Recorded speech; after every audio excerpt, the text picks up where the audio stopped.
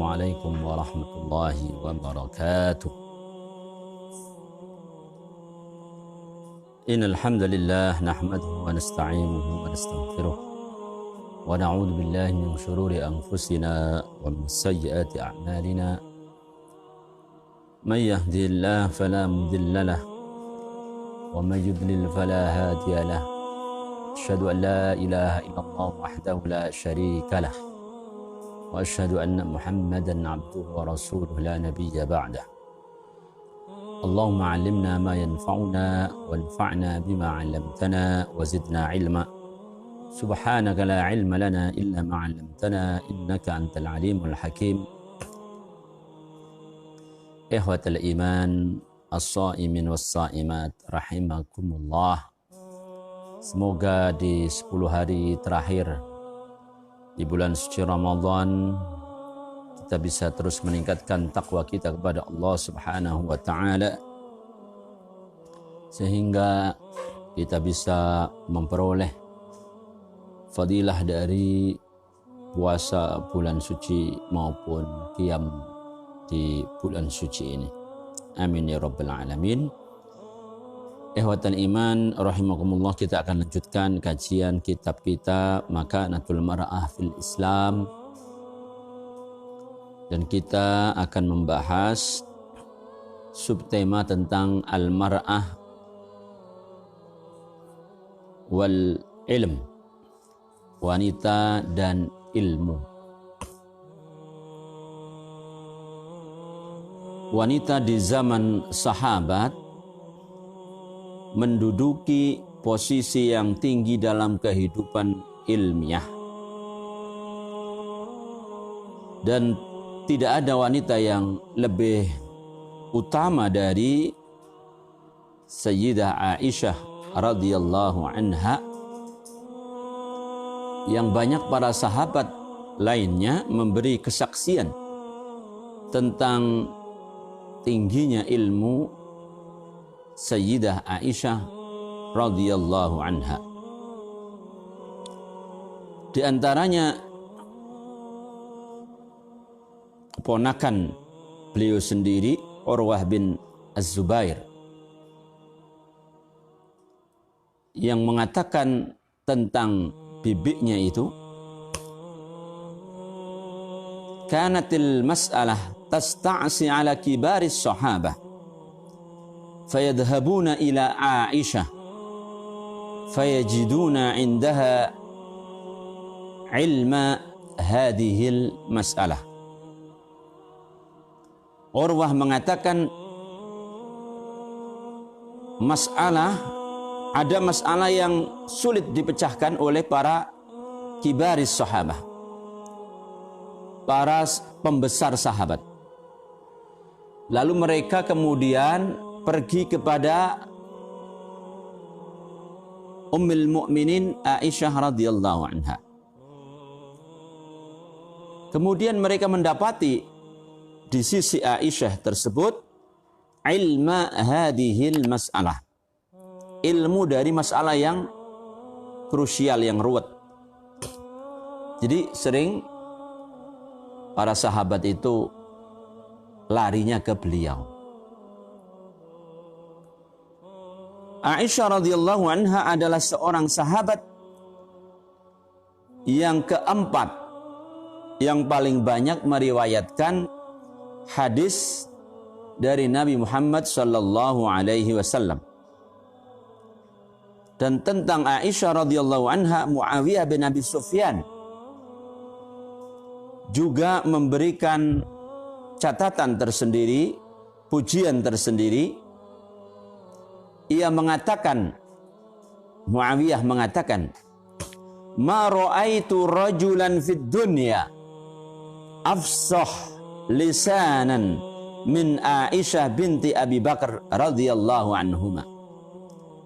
Aku tidak melihat lelaki di dunia ini yang lebih fasih lisannya dari Aisyah binti Abi Bakar radhiyallahu anhuma. Jadi sampai pada level sahabat lelaki masih lebih masih lebih di bawah ya dibandingkan Aisyah ini pada zaman Muawiyah. Tentu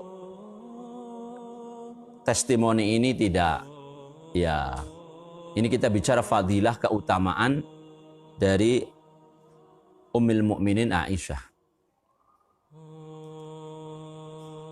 Wa anha qala Urwah bin Az-Zubair aidan, selain kata-kata di atas ya, Urwah juga bin Zubair sekali lagi mengatakan, qultu laha ya ummi, aku berkata kepada Aisyah radhiyallahu anha ya ummi. Jadi karena bibiknya ya, maka Urwah ini mengatakan ummi ya, ibu.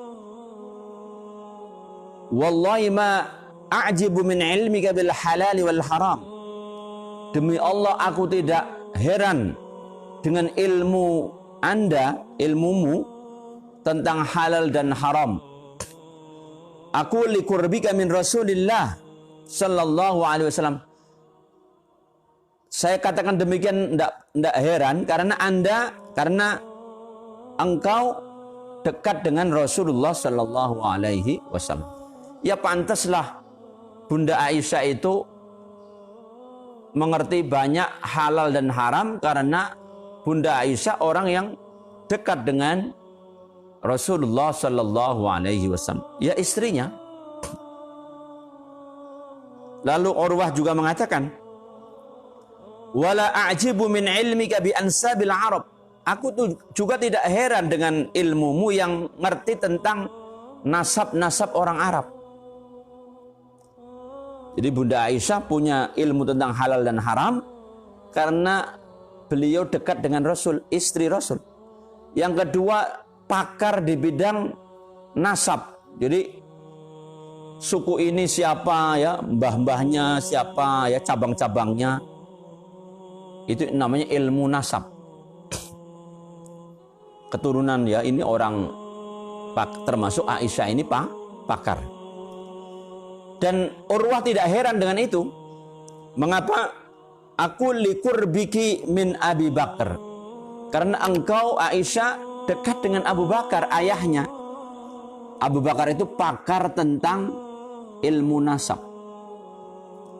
Maka strategi dakwah Rasulullah, salah satu penasihatnya itu Abu Bakar. Siapa yang harus didekati ya? Siapa yang harus istilahnya dipegang simpul-simpulnya ya. Dalam dakwah itu seperti itu. Itu salah satu yang memberi masukan kepada Rasulullah adalah Abu Bakar. Misalnya Bani Fulan ya, ini pentolannya ini. Kalau dipegang pentolannya, insya Allah karena kehidupan di Mekah dan sekitarnya itu kesukuan ya, kehidupan kabilah. Kabilah itu kan Syekhul Qabilah berperan ya, punya peran sentral. Beda kalau di zaman sekarang ini ya. Kesukuan boleh dibilang ya, misalnya saya sukunya Jawa, tapi siapa yang disebut dengan kepala suku Jawa kan enggak genah. Tetapi di Arab pada waktu itu, Qabilah itu kalau Syekhul Qabilah sudah dipegang, ini di bawah-bawahnya masih sangat menghormati.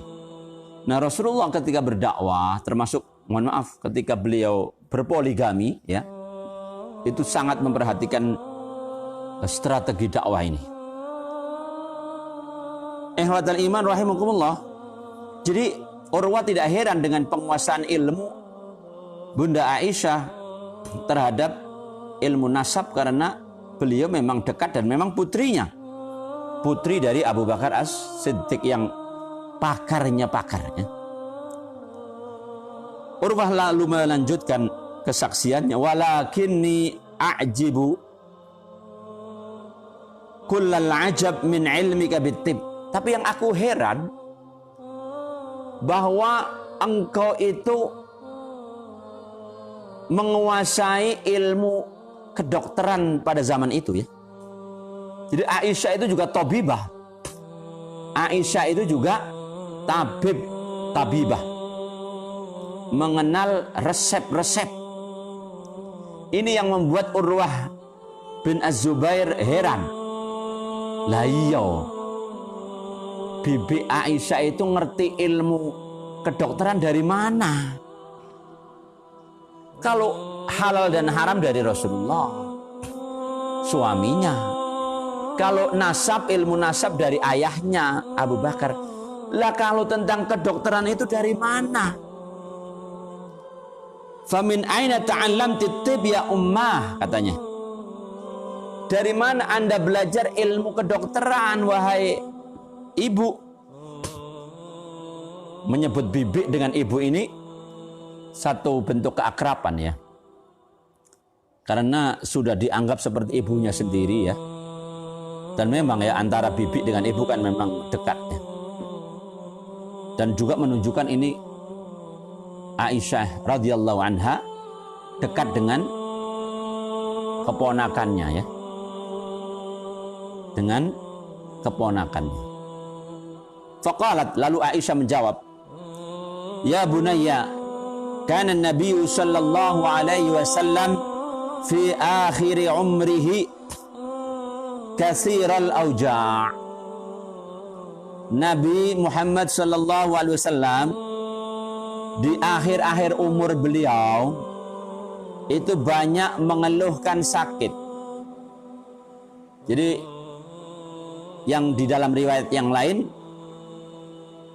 Rasulullah itu pernah diracun ya oleh wanita Yahudi.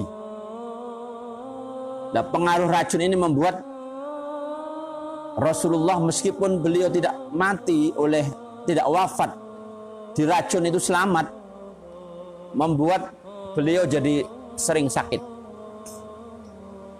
Fakanatil Arab tafidu ilaihi min kulli makan. Nah, setelah sakit-sakitan itu banyak orang Arab datang kepada beliau dari berbagai tempat. Ya'tunahu bima 'indahu min wasfat tibbiyah. Mereka datang dengan membawa resep-resep ketabiban, resep-resep kedokteran, obat. Wa ana asma'u minhum. Dan saya mendengar dari orang Arab tersebut akan resep-resep. Perhatikan kata setelahnya. Wa ujarribu. Jadi Bunda Aisyah setelah mendengar resep, beliau mencoba. Makanya ada kata mujarrab. Mujarrab itu dari kata mujarrab. Jarraba yujarribu tajribatan. Lalu isim maf'ulnya mujarrabun. Jarraba itu artinya dicoba. Mujarab artinya setelah diuji cobakan, teruji. Jadi Bunda Aisyah setelah mendengar resep-resep dari banyak tamu Rasulullah yang memberikan resep tersebut, beliau sendiri coba, beliau sendiri ujikan. Hatta ta'allamtu tibb, sehingga aku belajar kedokteran. Ihwatal iman rahimakumullah. Jadi ada 3 cabang ilmu yang